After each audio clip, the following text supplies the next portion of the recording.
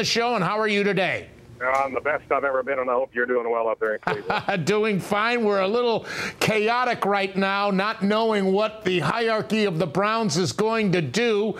You've covered Ryan Tannehill. Before we specifically ask you about him, what do you hear down there about Tannehill and where he may go?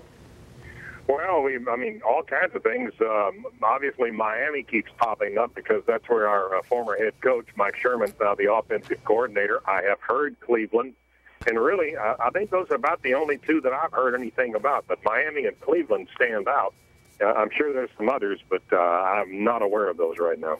Now, do you think he's worthy of a fourth pick in the draft, or could it be great timing for nothing against Ryan personally? I want you to tell us about what kind of a young man he is, but I'm just talking nuts and bolts of the draft. He's the next highest rated quarterback in what appears to be a pretty good draft for quarterbacks, with obviously Luck going to Indianapolis and Griffin going to Washington. Now they've made this trade with St. Louis. Is it warranted that he would possibly go that high? I have no doubt at all that he's going to be drafted high. And I heard, I'm not going to say who it was, but I was listening to a guy that was evaluating the draft the other day, and he kind of slammed Tannehill, and I've got to believe that he did not – I don't think he ever saw Tannehill play, and that kind of irritates me a little bit. Ryan Tannehill is going to make a great NFL quarterback. There's no doubt in my mind.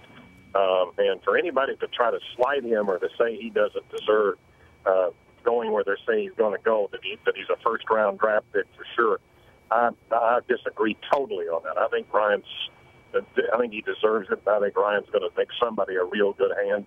And he's going to be I think he'll be a guy to go up there and if stays healthy and all that. He'll stay up there 10, 12 years, I promise you. But what do you say to the knock on him that he's had limited experience because he is such an extraordinary athlete? He was a receiver and converted back to quarterback, which he did play in high school, I understand.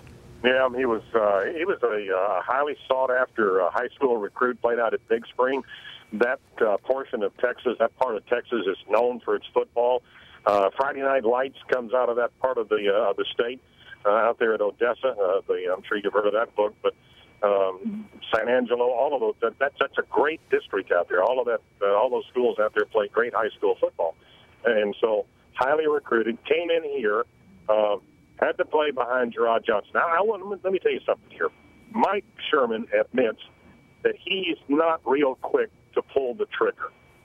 Ryan was playing behind Gerard Johnson, and that became Mike's starting quarterback.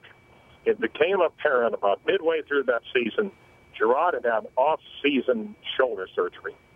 And Mike went ahead and gave him the starting nod and went with him and went with him and went with him. And then in the middle of the Kansas game that year, decided to make the change. And I think Mike right now would probably tell you that he should have made the change earlier than what he did, because he said that, Tannehill obviously was a very talented quarterback. And so when he took over, Tannehill was willing to do anything that he was asked to do. And then you would talk to a lot of the players, and they would say flat out that Tannehill was the leader on that team, and there wasn't anybody unhappy. There wasn't any grousing about the change from Gerard over to Ryan. And then Gerard, when he was benched, became the biggest Ryan Tannehill fan. You could watch him on the sideline when Ryan would come off the field, and he would be there to greet him and go over some things that he was seeing just from a player's standpoint. And then the reverse of that, before Ryan became the starting quarterback, he did the very same thing for Gerard. And then when they asked Ryan to go out and be a receiver, he went out and he was a receiver, and he led the team in receptions that year. So, I mean, here's a guy that will do anything it takes to help the team. Now, one other thing to show you how intelligent he is, if he doesn't make it in pro football, he's going to be an orthopedic surgeon. And, I mean, he graduated early. He wants to go to med school. It was really funny because when he'd have a chance to talk to, we have about 3 or 4 orthopedic doctors that work with the team. He was always questioning those guys about what they were doing. And so that's Ryan Tannehill. And then the biggest endorsement is the fact that I could ask anybody on that team, what do you think about Ryan Tannehill? I don't care who it was. I mean, they would go to bat for him. He's a great leader, very talented, intelligent, Mike said that in the progression of his reads, he was as good as anybody he had ever seen. And here's a guy that worked with Brett Favre and Mike Sherman, our former coach. He's tall. He's got arm strength. We're showing video of him as I'm talking to you here, Dave, and he breaks out of the pocket and runs for that first down, too. Yeah, he did that a lot, and that was a great play for us this year. He wasn't afraid to take on anybody, and because of his size, he could run over a lot of those guys, especially when he got into that secondary. Maybe past the linebackers, he'd knock those safeties and those corners down. And I realize they're a lot bigger when you get to the NFL than what they are at the college level. But that quarterback draw was a big play for us this year, and we ran it a lot. What is your evaluation of Whedon? Whedon is the next highest rated quarterback behind Tannehill. And Whedon beat your team, and he also beat Baylor with Griffin. Yeah, you know what? I don't know. Not having only seen him play, the one time, it'd be hard for me to make a comment on that. But back to the Griffin thing, we beat him last year in our place and beat him soundly. And we actually, I think, knocked him out of the game up in Waco 2 years ago. He got hit hard, and he didn't really want to play the second half of that ball game. But Griffin, I know more about Griffin than I do about Tannehill. Now, do I think Griffin's a great player? Yes, I do. I'm an intelligent guy. But when we played him, we played hard, and we were able to win that ball game. So you think Tannehill can be as good, if not better, than Griffin? And you admitted you only saw Whedon the one time, but you think Tannehill can be that good in the pros? I don't know if he'd be better than Griffin. I think he'll go up there and be a great quarterback. That's going to be that's a hard thing to say right now. Right. There's going to be so many things that are going to happen, and that's a big step up. I've talked to some of our guys that have come back from the NFL. That's a total, that's a new life. That starts all over for them. It's like you've never played the game of football listening to somebody. And some of our guys are very good players. They go up there, and those first 2 or 3 years, that's a real learning process. Sure. But I think flat out that, I think Ryan Tannehill will go up there, and I think he'll be successful. Do I think he's going to be an instant starter?